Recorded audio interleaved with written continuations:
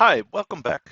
My name is Peter Daalmans, and in this sixth episode of Enterprise Mobility Tips, I will show you the next tip around Outlook Mobile.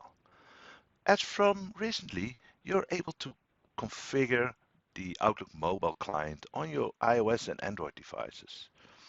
And you can, for instance, automatically enable the contact sync because in the past, users needed to enable that themselves. But in a managed environment, you might want to do this automatically.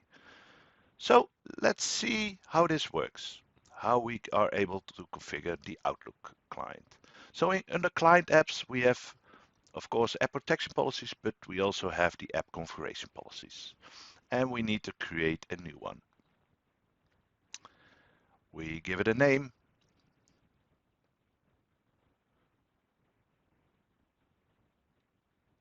And we select managed apps.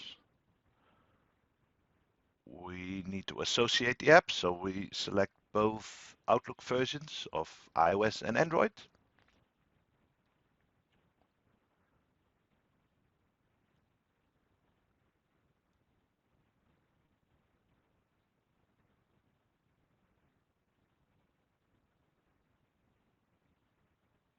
And we click OK. So next we are able to configure settings. And we can do that by entering a setting manually one by one and add a value. But nowadays we also have, in this case, the Outlook configurator. So in this blade we are able to configure settings for our end users. So we can enable or disable the focused inbox. In this case we leave it unconfigured. But we want to require the biometrics to access the app, and users are not able to change this setting. We want to enable save contacts by default. In this case, we will be allowing the users to change the setting. We can configure things like block external images, default app signature. Uh, we can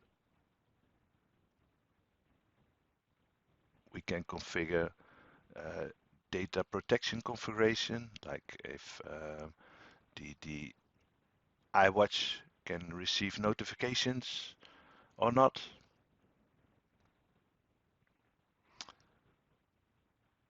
And we can configure the notifications in the app.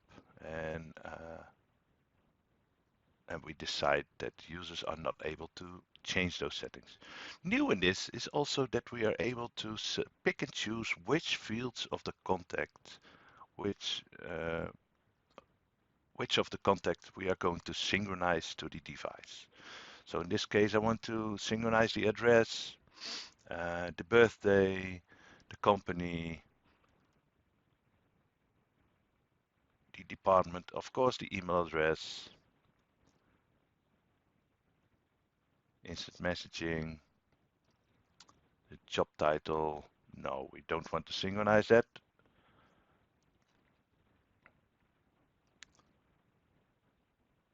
We don't want to synchronize the nickname, and we don't want to synchronize the notes which we added to our contacts in Exchange Online. We don't want to synchronize the home number, but we want to synchronize the mobile phone number.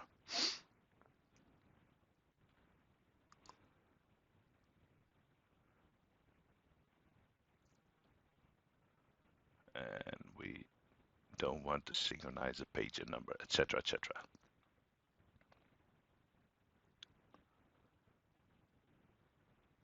So now we're done. Click OK and click Add to add the new configuration policy. And we need to assign it to a group of users. So we go to Assignments. We're only able to select groups, so that's good. Select groups to include. And we select our all demo users group again.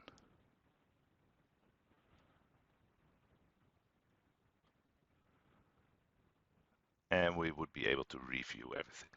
So if we look at the client side, we start Outlook. And in this case, it's already been deployed, so I need to enter a PIN because I don't have biometrics configured. And now we are able to look at the settings. So if we go to the account and we see that Save Contacts is automatically enabled. If we want to change the email notifications, we're not able to do this because the organization blocked. If we do the same for calendar, if we choose to change the focused inbox, we are able to do so. If we choose to change the calendar notifications, we're again blocked to do so. If we look at the contacts, so for instance, Bob the Builder, and we click on Show More, we see the information which is available in Exchange Online. So this is being shown in the app itself. If we switch to the native contacts app and we look up Bob again, then we see that only a certain amount of information is being shared. So the contacts are not there, the home number is not there, etc., etc. So you're pretty much in control, also with the GDPR in mind. So here are some links and resources to the Microsoft Docs and my blog.